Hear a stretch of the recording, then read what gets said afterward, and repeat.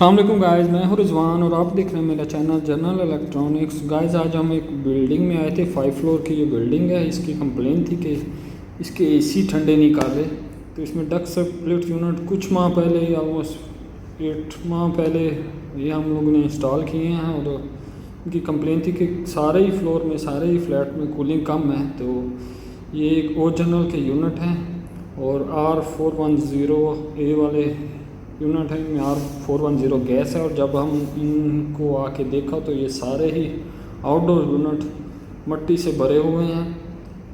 हालांकि इन्हें लगे हुए ज़्यादा टाइम नहीं हुआ, 8 से 10 माह ही हुए हैं, लेकिन ये मिट्टी से ऐसे भरे हुए हैं कि कुछ के कंप्रेसर हीटअप होके बंद हैं और वैसे ही ये कूलिंग नहीं कर रही है डस्ट की वजह से। तो आए मैं आप लोगों को सारे यूनिट दिखा देता हूँ।